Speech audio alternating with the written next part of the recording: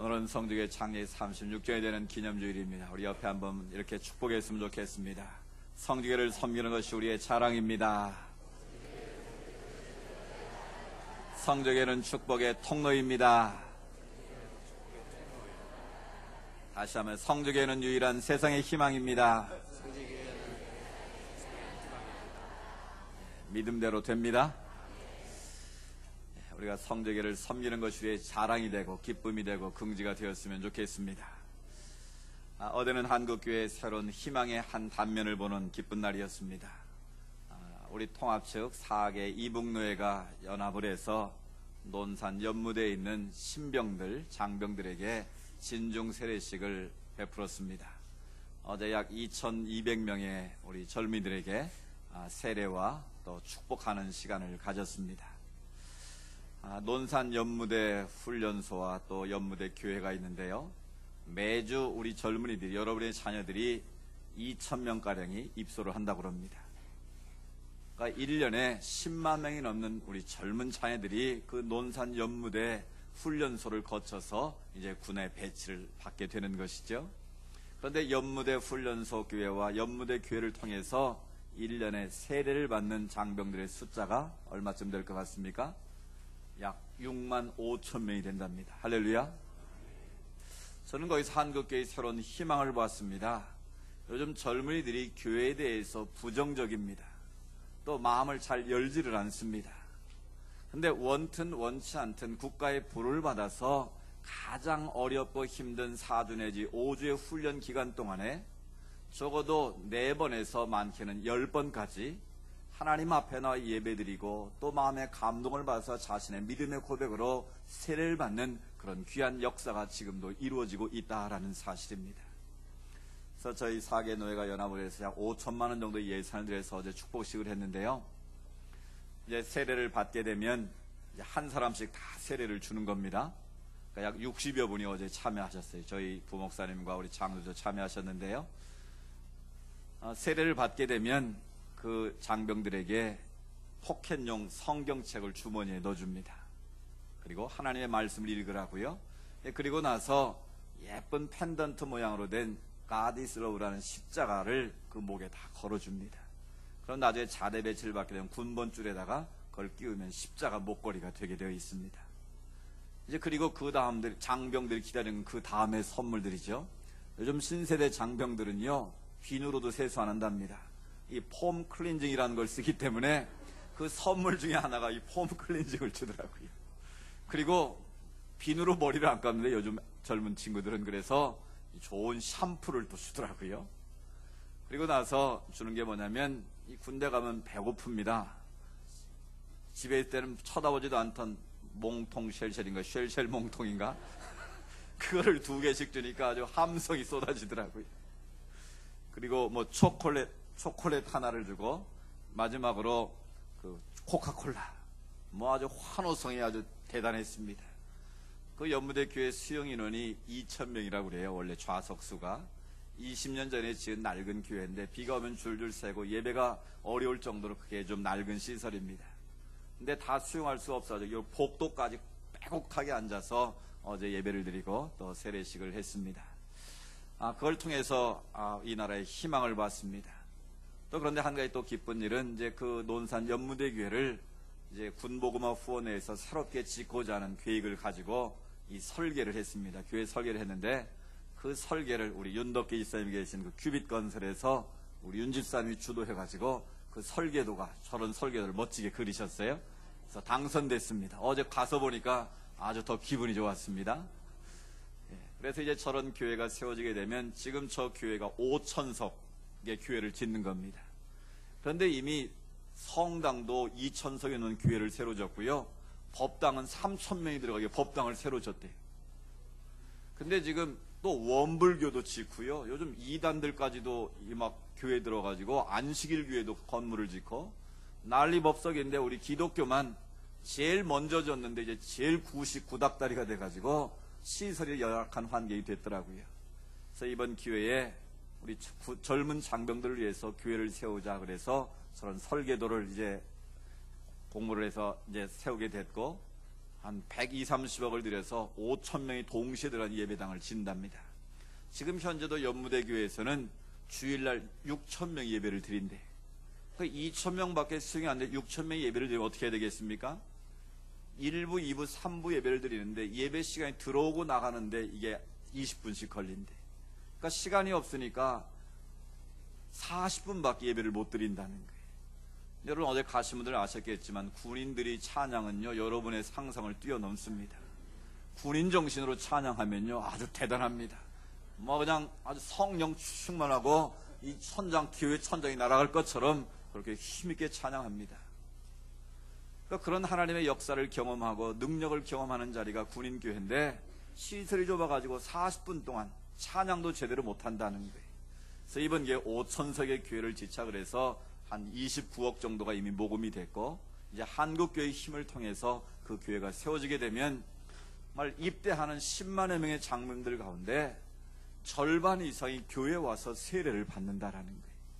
어제도 그런 그 군동장교가 그런 고백을 시키더라고요. 세례를 받은 여러분은 한 번 예수 믿는 사람은 끝까지 예수 믿는 사람이다. 한 번 기독교인은 죽을 때까지 기독교인이다. 그걸 뭐 몇 번 세뇌를 시키더라고요. 그 자리에서 뭐 초코파이를 먹기 위해서 세례를 받았던 선물을 받기 위해서 세례를 받았든지 간에 하여튼 그 받는 순간만큼 하나님 앞에 무릎 꿇고 세례를 받는 것이고요. 그 신앙 고백을 입술로 따라 했기 때문에 그 고백이 유효한 줄로 믿습니다.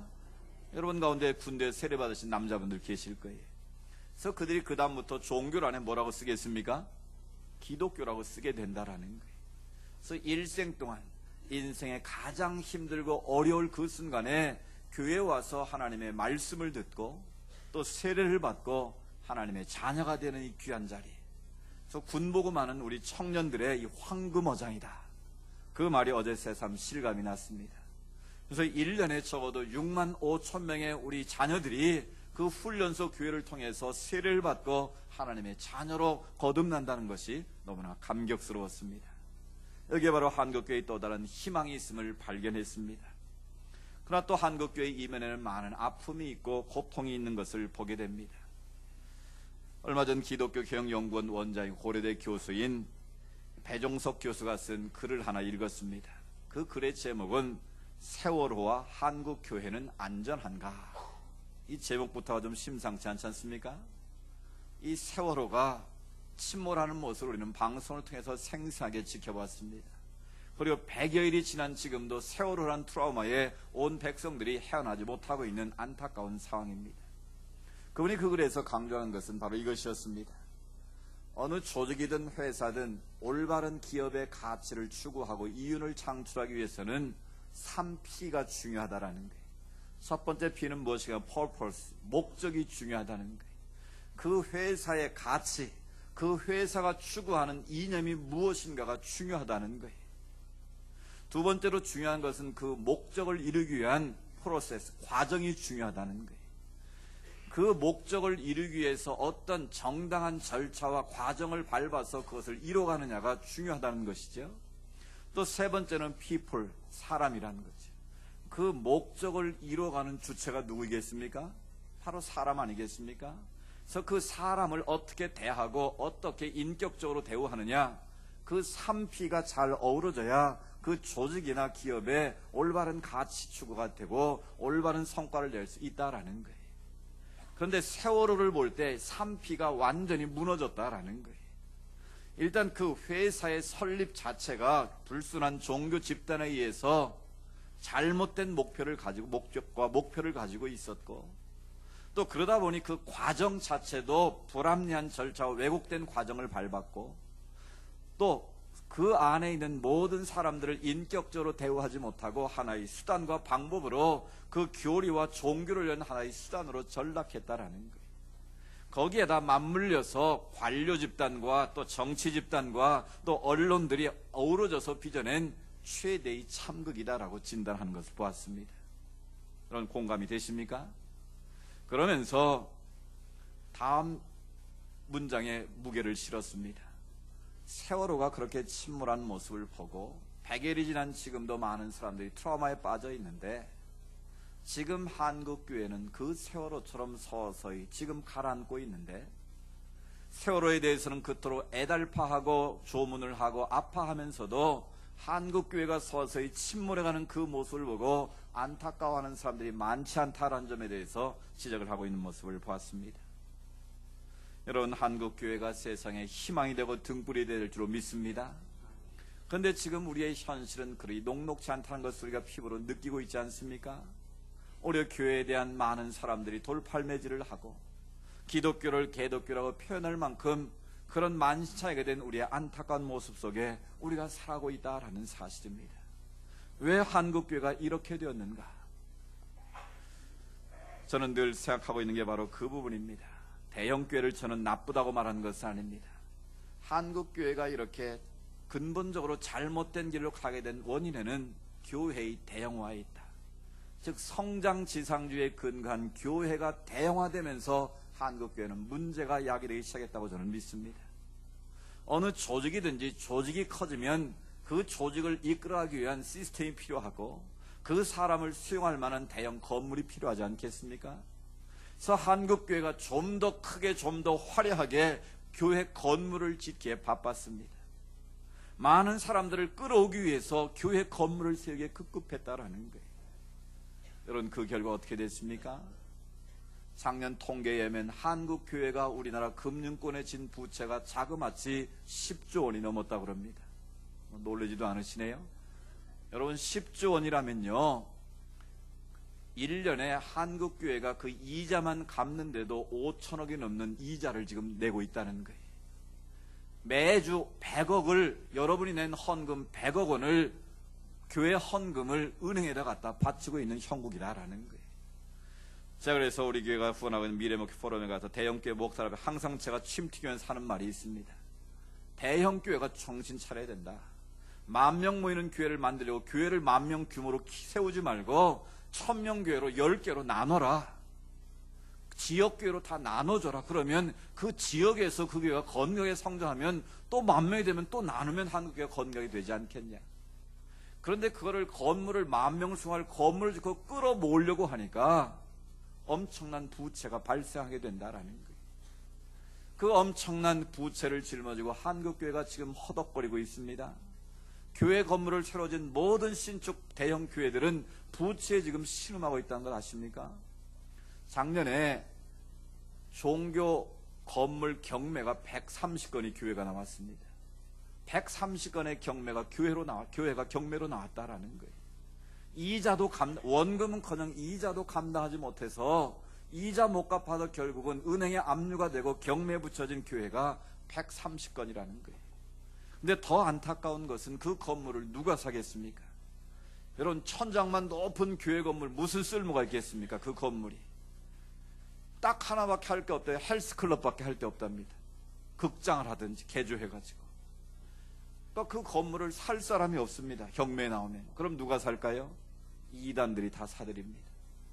하나님의 성의 안상홍 증인이라든지 이런 교회들이 경매에 나온 모든 교회 물건들을 마구잡이로 사들이고 있어요. 여러분, 장준에 가보시면 그 큰 교회가 세웠는데 256억에 나왔던 경매 물건이었습니다. 그런데 그걸 하나님의 성에서 샀어요. 아파트 단지 옆에 엄청나게 큰 규모의 건물인데 십자가 달아놓고 교회 행세를 하면서 포교 활동을 하고 있는 거예요. 여러분, 주변에도 잘 보십시오. 아파트 단지 종교부지 안에 교회가 세워졌다가 부도가 나면 경매가 나오면 그걸 이단들이 사가지고 버젓이 십자가 달아놓고 교회 행세를 하면서 사람들을 끌어모으고 있다라는 거예요. 이게 정통교회인지 이단인지 알지 못하는 많은 사람들이 그 교회 가서 자기도 모르게 신앙생활 하다가 이단 사상에 물들게 되고 빠지게 되는 그런 안타까운 일들이 벌어지고 있다라는 거예요. 사랑하는 여러분, 왜 이런 일들이 지금 벌어지고 있느냐라는 것입니다.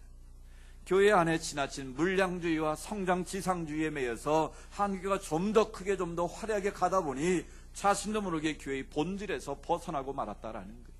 물론 짧은 130년 선교 역사 가운데 급성장을 하다 보니까 성장통을 앓고 있다고 볼 수도 있습니다. 그러나 그것을 성장통으로 보기엔 너무나 안타까운 일들이 우리 주변에서 벌어지고 있다라는 사실입니다.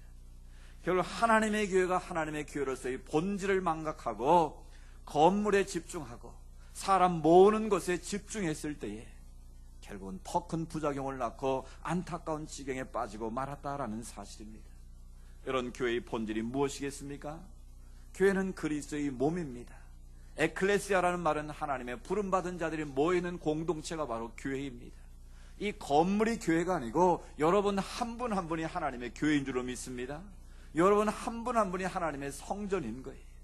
그 하나님의 성전을 아름답게 가꾸고 아름답게 세워가는 것이 더 본질적인 것이지, 건물을 크게 지은다고 해서 그 교회가 하나님 보시기에 아름다운 교회는 아니라는 사실이, 그 안에 모여있는 하나님의 백성들이 어떻게 하나님을 예배하고 어떻게 하나님의 영광을 드러내고 하나님의 정 스피릿을 가지고 세상에 나가서 소금과 빛의 정신을 가지고 살아가느냐, 이것이 더 중요한 교회의 본질이라는 것입니다.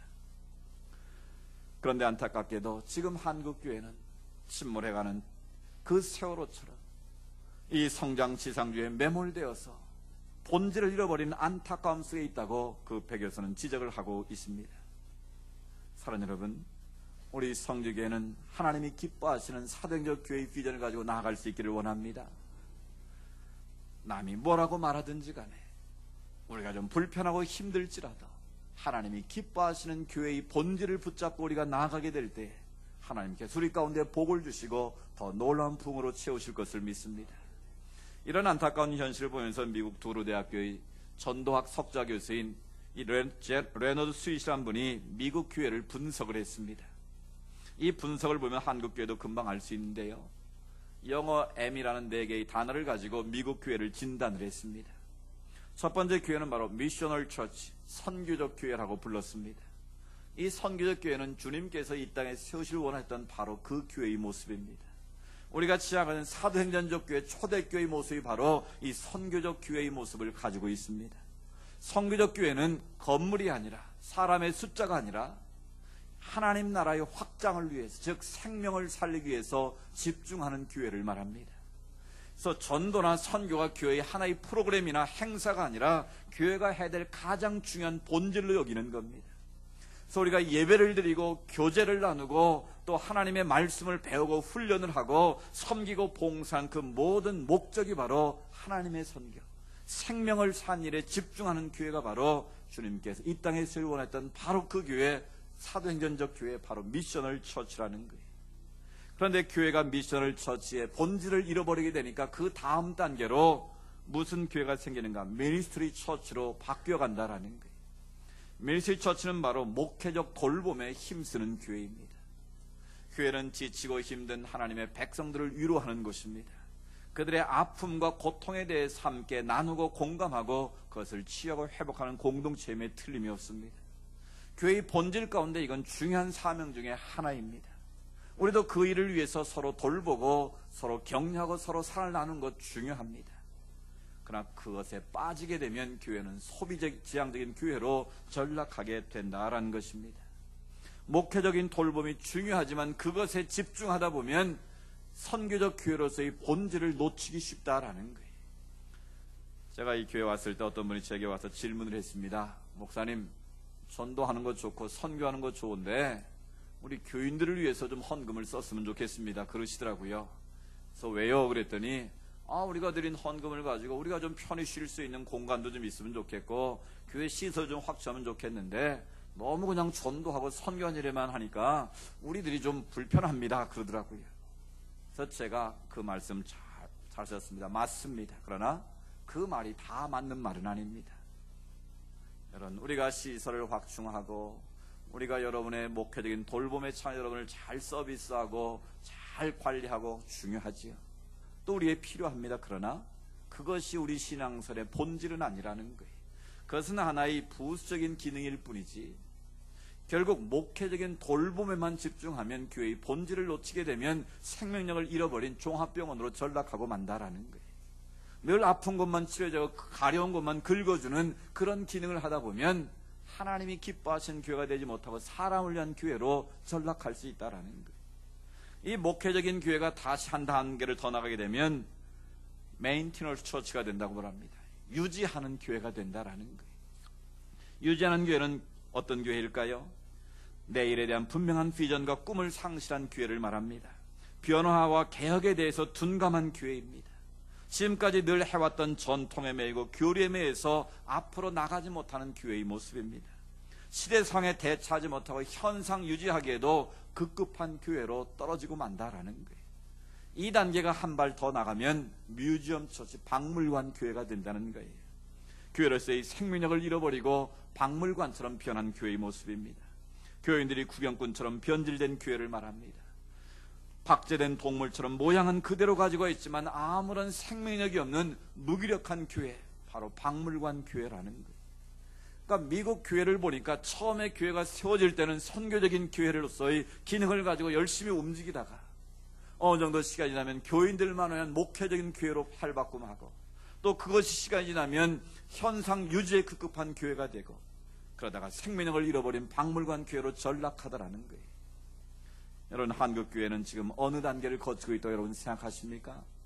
우리 성주교회는 지금 이 네 가지 교회 가운데 어떤 교회의 모습으로 존재하고 있다고 보십니까? 오늘 본문 말씀 우리가 너무나 잘 알고 있는 말씀입니다.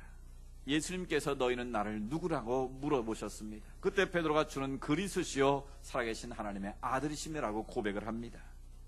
로마의 황제가 신으로 추앙받는 가이사라 빌립보 도시의 한복판에서 그 젊은 예수를 메시아라고 왕이라고 고백하는 것은 정말 힘든 일임에 분명합니다.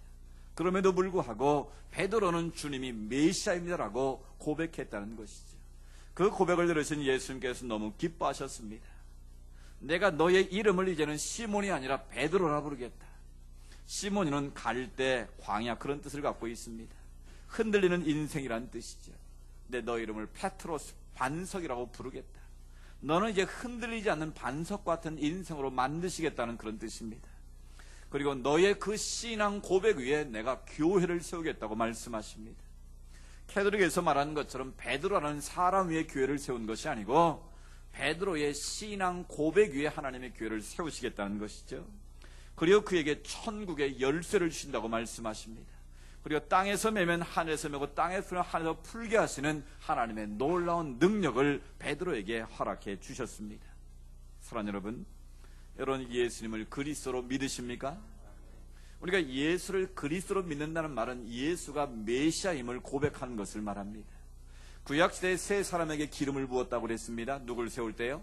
왕을 세우고 제사장을 세우고 선자를 세울 때는 올리브유를 머리에 부어서 특별하게 성별해서 하나님 앞에 세웠습니다. 내가 예수를 그리스도로 고백한다는 말은 예수님은 내 인생의 왕이십니다. 나는 주님의 종으로 살겠다는 고백 아니겠습니까? 여러분, 예수님께 여러분의 인생의 왕이 되심을 믿으십니까? 또한 예수님은 나의 모든 죄를 용서해 주신 제사장이심을 믿는 것입니다. 여러분의 죄가 예수 그리스도의 용서받음을 믿으십니까?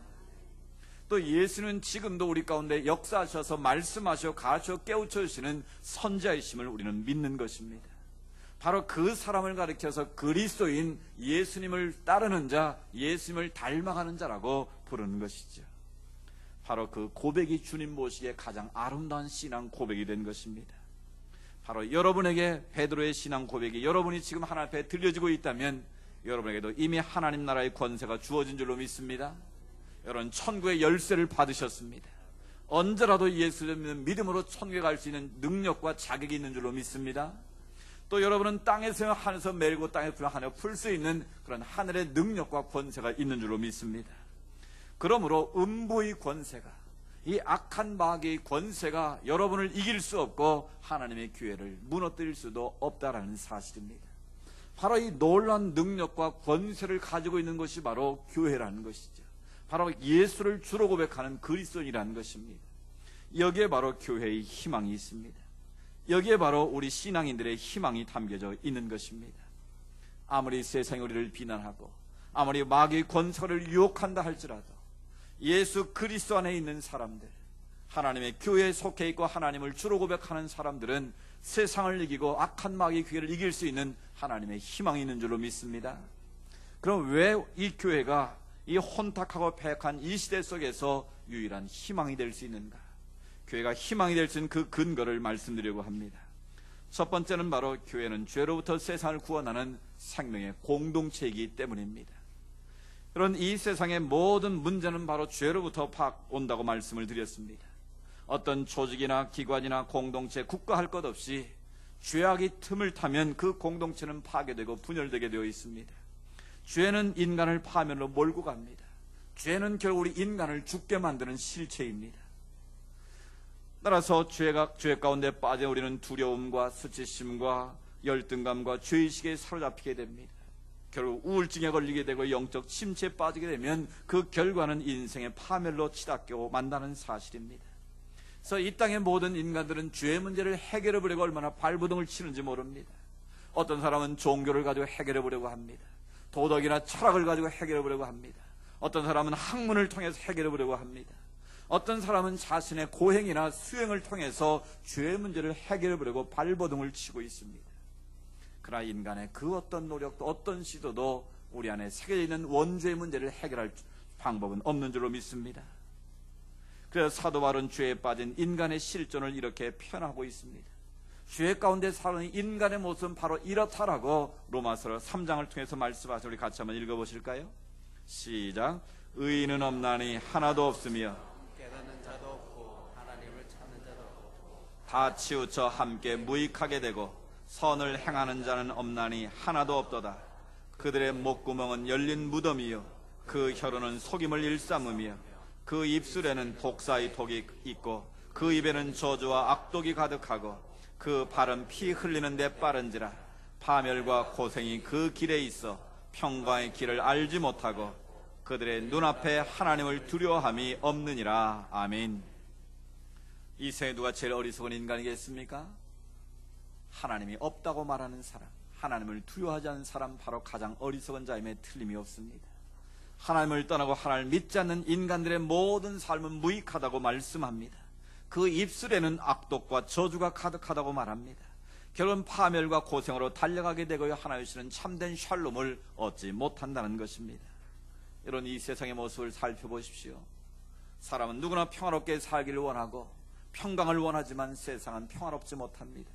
지금 이 순간에도 지구촌 곳곳에는 전쟁과 테러로 얼룩지고 있습니다. 이런 팔레스타인에 고통받는 분들을 한번 보십시오. 자기들이 2000년 동안 지배하고 있던 땅을 정적인 타협에 의해서 빼앗기고 가자지구란 한쪽 구퉁의 땅을 분할받아서 지금 살고 있는 것 아니겠습니까? 무차별적인 공격에 의해서 수많은 어린이들이 죽어가고 수많은 사상들이 나오는 안타까운 상황입니다. 예수님이 태어나신 그 예루살렘 땅에 지금도 전쟁과 테러가 끊이지 않고 있다는 안타까운 사실입니다. 또 오늘 이 땅에도 많은 분쟁이 있고 아픔이 있고 갈등이 있습니다. 우리나라는 행복지수가 OECD 가운데 가장 바닥에 있는 나라입니다. 매년 15,000명의 사람이 목숨을 끊는 나라, 하루에 40여 명이 스스로 목숨을 끊는 나라가 대한민국입니다. 술 소비량 세계 1위고요. 도박과 한탕주의가 판을 치고 있는 나라입니다. 알코올 중독과 도박 중독, 게임 중독에 빠져있는 이 나라입니다. 여러분, 이 모든 것이 어디로부터 왔을까요? 우리를 얽매고 있는, 우리를 조종하고 있는 악한 사단의 세력을 그렇게 묶고 있는 것 아니겠습니까? 이 모든 죄짐을 벗겨주시는 분, 자유케 하시는 분, 바로 예수 그리스도인 줄로 믿습니다. 여러분 가운데 이런 잘못된 습관이나 버릇에 빠져 있다면 이 시간 예수 그리스도 이름으로 끊으시기를 축복합니다. 더 이상 죄의 종로로 타지 마시고 오직 예수 그리스도 이름으로 새 생명 얻고 하나님의 영원한 삶으로 이어질 수 있기를 축복합니다. 죄에 신음하는 인간을 해방시키고 자유케 하는 복음의 능력, 바로 그 복음만이 이 세상의 기쁜 소식이고 이 세상의 유일한 희망이 되는 줄로 믿습니다. 두 번째로, 교회는 주님이 주인이신 공동체이기 때문에 유일한 희망이 될 수 있습니다. 세상의 모든 조직이나 공동체는 주인이 있습니다. 가정에도 가장이라는 주인이 있고요. 여러분, 회사에 가면 회사의 오너가 주인으로 군림하지 않습니까? 어떤 조직에 가든지 그 조직을 이끌어가는 리더가 있고 최고 지도자가 있는 것이 사실입니다. 그래서 그 주인의 의도대로, 최고 경영자의 의지대로 회사나 그 조직이 이끌어져 가는 것 아니겠습니까? 그런데 보십시오. 사람이 주인인 조직이나 공동체, 국가의 모습이 어떠냐라는 것입니다. TV에 보면 사극이 많이 방영되는데요. 전에 정도전이란 거 보셨습니까? 여러분, 고려가 멸망하고 이성계가 조선 왕조를 세우지 않습니까? 그 과정을 한번 보십시오. 조선 왕조 500년 실록을 한번 여러분 가만히 보십시오. 왕을 사이에 두고 권력의 암투가 벌어집니다. 아버지가 아들을 죽일 때도 있고요, 자식이 아버지를 몰아내고 죽일 때도 있고요, 그 친족을 중심으로, 외척을 중심으로 자기 주변에 있는 사람들을 동원해서 권력과 권모술수를 통해서 죽고 죽이는 피비린내 나는 암투가 벌어지는 것을 보게 됩니다. 여러분, 사도세자 아시죠? 영조가 늦둥이로 난 아들입니다. 얼마나 귀한 아들이었습니까? 그런데 그 나이 27살 때 그 왕자를, 사도세자를 어떻게 했습니까? 뒤주에 가둬놓고 8일 동안 물 한 모금 주지 않고 굶겨서 죽입니다. 근데 그것을 누가 봅니까? 후에 정조 그 아들이 그것을 정말 애끓는 마음으로 자기 아버지가 뒤주에 갇혀 죽어가는 모습을 바라보는 것이죠. 이처럼 아버지가 아들을 죽이고 권력을 유지하고자 하는, 물론 당시 사색당파 노론솔의 대결한 희생양이 되었지만, 사람이 주인인 공동체나 조직은 항상 이런 권모술수와 암투가 벌어질 수밖에 없다라는 것이죠. 여러분, 우리나라 정치하는 모습도 한번 보십시오. 20년 지기가 한순간에 적으로 변하지 않습니까? 또 그것마저도 또 뭐 양보한다 그래가지고 또 내놓고 뒤집는 그런 모습들, 손바닥 뒤집듯 하는, 이것이 바로 정치의 모습 아니겠습니까? 결국 사람이 주인인 모든 조직이나 공동체는 이와 같이 권모술수가 난무하고 끊임없는 갈등과 투쟁과 싸움이 일어날 수밖에 없다라는 것입니다. 그런데 세상에 유일하게 교회만은 하나님이 주인이신 줄로 믿습니다. 예수 그리스도가 이 교회의 주인이신 줄로 믿습니다. 엄밀히 말하면 이 교회의 주인은 담임 목사가 아닙니다. 세상 사람들은 담임 목사가 교회의 오너인 줄 알고 있어요. 그러나 교회의 주인은 바로 예수 그리스도이십니다. 교회는 사람의 주인인 교회가 아니라 하나님만이 주인 되신 교회가 바로 하나님이 기뻐하시는 교회인 줄로 믿습니다. 그 말은 우리는 이 주님의 몸된 교회를 섬기는 종이다라는 거예요. 여러분, 종이 주인 앞에서 큰 소리 칠 수 있겠습니까? 종은 오직 가라 하면 가고 하라 하면 하고 서라 하면 서는 것이 종의 신분입니다.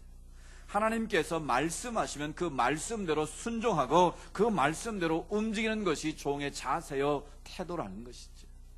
그러므로 하나님의 교회에서 큰 소리 치는 것은 정말 미련한 것입니다. 오직 주의 뜻을 받들고 그 말씀에 순종하며 그 말씀 안에 거하게 될 때 교회는 세상의 빛이 되고 희망이 될 수 있는 것이죠. 그런데 왜 한국교회 이렇게 시끄럽습니까? 사람이 주인 되고자 하기 때문에 그렇습니다. 인간이 하나님의 자리를 대신하고 헤게모니 싸움을 벌이고 자존심 싸움을 벌이다 보니 하나님의 교회가 시끄럽고 갈라지고 싸우게 되는 것이죠. 사랑하는 여러분, 교회의 주인은 바로 예수 그리스도를 다시 한번 고백할 수 있기를 원합니다. 나는 주님의 종임을 고백하고, 주여 나는 종입니다. 나는 하야 할 일을 한 것뿐입니다. 그런 겸손함으로 주님의 몸된 교회를 섬길 때 교회는 세상의 희망이 되고 세상을 치유하는 능력 있는 공동체가 될 줄로 믿습니다. 세 번째로, 교회만이 음부의 권세가 이기지 못하는 공동체이기 때문에 그렇습니다. 베드로의 신앙고백을 들으신 예수님께서 음부의 권세가 교회를 이기지 못한다고 말씀합니다. 이 본문을 적극적으로 해석하면 하나님의 능력과 역사를 가지고 음부의 권세를 공격한다는 의미를 가지고 있습니다. 수동적으로 방어하는 입장이 아니라 예수 그리스도의 하늘과 땅의 권세를 가지고 세상을 향해서 음부의 권세에서 공격하는 교회가 되어야 한다라는 것입니다. 음부의 권세는 바로 마귀와 사단의 세력입니다. 사단의 세력은 지금도 믿는 자들을 유혹합니다. 교회를 무너뜨리기 위해서 혈안이 되어 있습니다. 바로 이 마귀의 유혹으로부터 우리를 자유케 하는 능력이 무엇이냐라는 것입니다.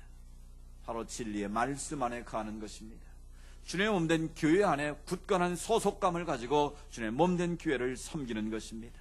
그의 머리 되시는 예수님과 함께 동행하는 삶을 사는 것이죠. 왜 예수님께서 가장 높은 것, 가장 비천한 몸으로 이 땅에 성육신하셨을까요? 그 이름에 나와 있습니다.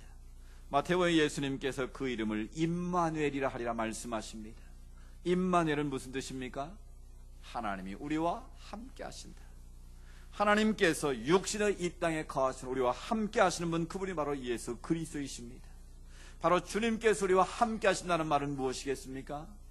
우주 만물을 창조하시고 지금도 통치하고 다스린 주님께서 우리의 아빠가 되셔서, 우리의 아버지가 되셔서 우리를 지키시고 보호하신다는 것 아니겠습니까? 그래서 그 주님께서 보혜사 성령님을 선물로 주셔서 우리와 동행하게 하시고 우리를 지키시고 보호하시고 우리를 지금도 위로해 주시는 줄로 믿습니다. 따라서 진리이신 주님과 함께 동행하는 사람, 보혜사 성령님과 함께 걸어가는 사람, 음부의 권세가 절대로 이기지 못하는 줄로 믿습니다. 바로 성령의 사람, 성령을 따라 행하는 사람은 어떤 마귀의 권소를 넘어뜨릴 수 없다라는 것. 바로 그런 하나님의 사람들, 성령의 사람이 모이는 교회 공동체는 어떤 세상의 세력도, 어떤 음부의 권세도 넘볼 수 없다라는 것입니다. 그래서 사도 바울은 그렇게 선포합니다. 사망아 너희 승리가 어디 있느냐. 바로 사단과 마귀의 세력의 궁극적인 결과인 사망의 세력이 어디 있느냐고 정죄를 하고 있습니다. 그러면 고린도서 15장 57절 58절에 이렇게 우리에게 말씀합니다. 우리 같이 읽어보실까요? 우리 주 예수 그리스도로 말미암아 우리에게 승리를 주시는 하나님께 감사합니다. 그러므로 내 사랑하는 형제들아 견실하며 흔들리지 말고 항상 주의 일에 힘쓰는 자들이 되라. 이는 너희 수고가 주 안에서 헛되지 않은 줄 알미라. 아멘. 그렇습니다. 우리가 주님의 몸된 교회에 속한 자로서 주님의 몸된 교회에서 수고하며 애쓰는 것이 결코 헛된 일이 아닌 줄로 믿습니다. 우리의 삶이 아무리 힘들고 어려워도 진리의 말씀에 굳게 서서 이 성전에 계신 주님과 함께, 성령님과 함께 믿음의 길을 걸어가게 될 때에 우리의 수고가 결코 헛되지 않고 하나님의 영광을 드러내게 될 줄로 믿습니다. 하나님의 승리를 가져오게 될 줄로 믿습니다. 결국 하나님을 따르는 자들, 예수 그리스도와 동행하고 성령과 함께 믿음의 길을 걸어가는 자들, 음부의 권세가 이길 수 없다라는 것이죠.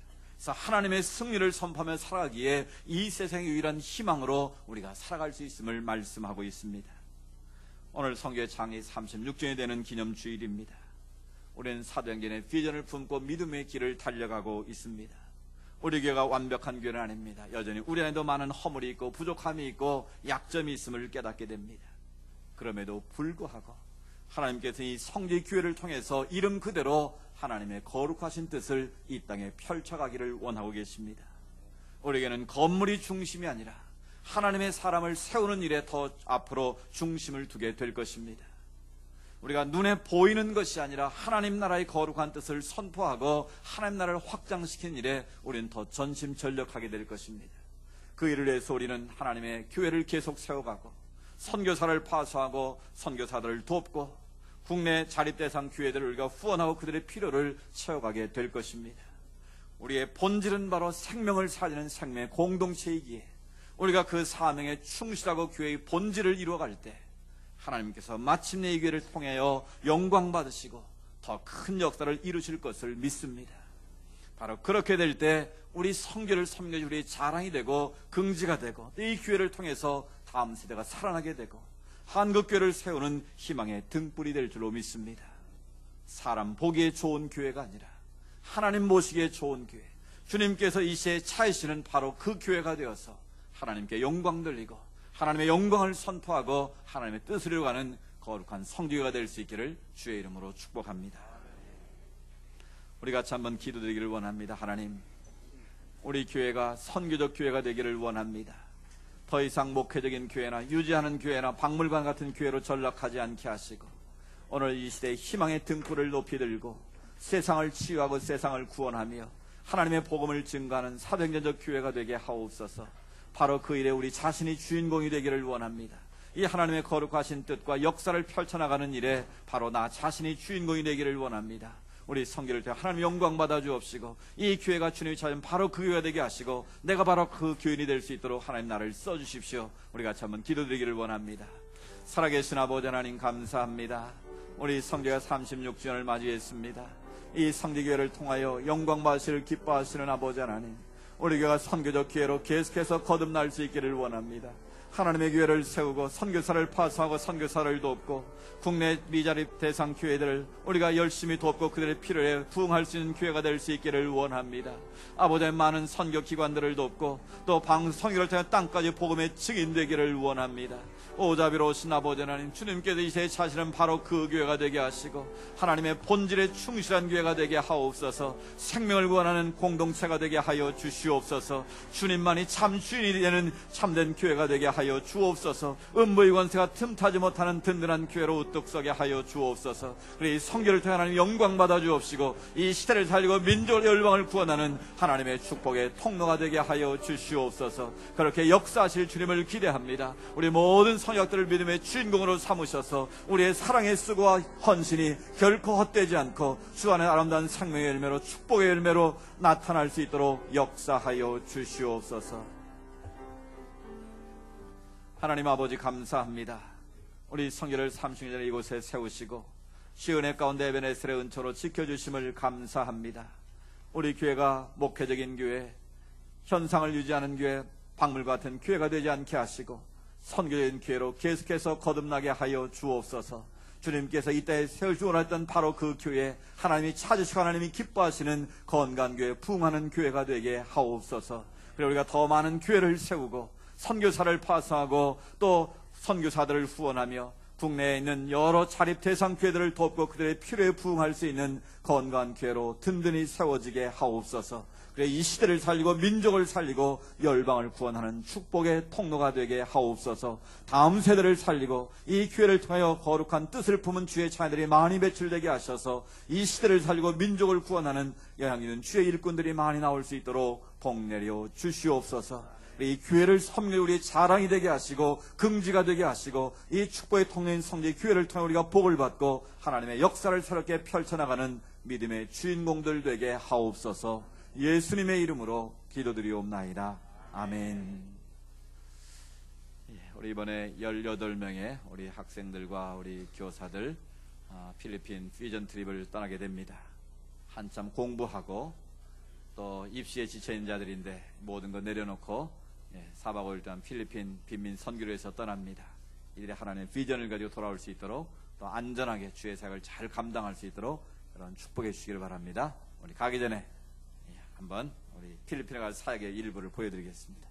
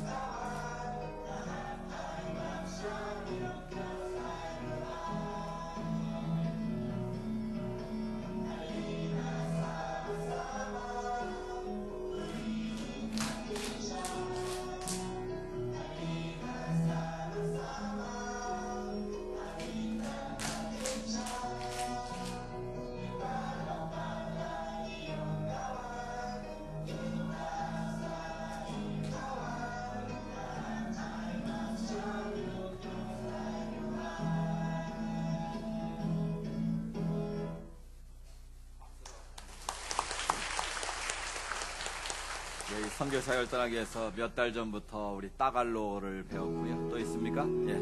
또 있답니다.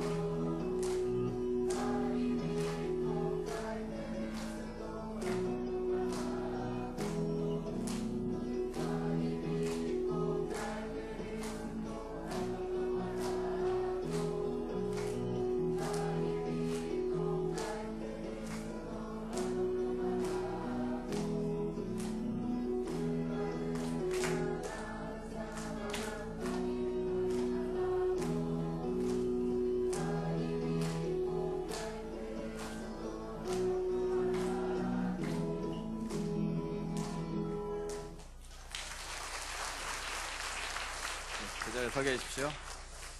우리 선교를 위해서 우리 오래전부터 훈련을 받고 따갈로거를 배우고 또 영어로 복음을 전하는 것을 다 외우는 것을 제가 봤습니다.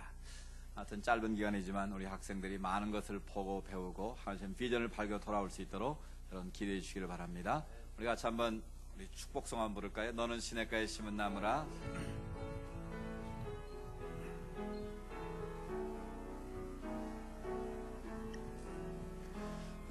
너는 시냇가에 심은 나무라. 하나님의 사랑 안에 믿음 뿌리 내리고 주의 뜻대로 항상 사세요. 우리 그 자리에 서 계시고요. 우리 다 같이 일어나서 우리 찬양 부르겠습니다. 내는 주의 영광을 보내. 주의 영광이 가득한 이 성전 되기를 사모하면서 우리 찬양 드리겠습니다.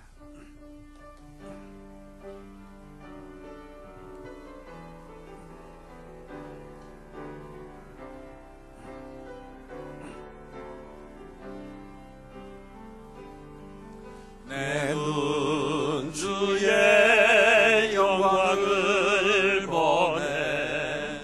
우리 가운데 계신 주님,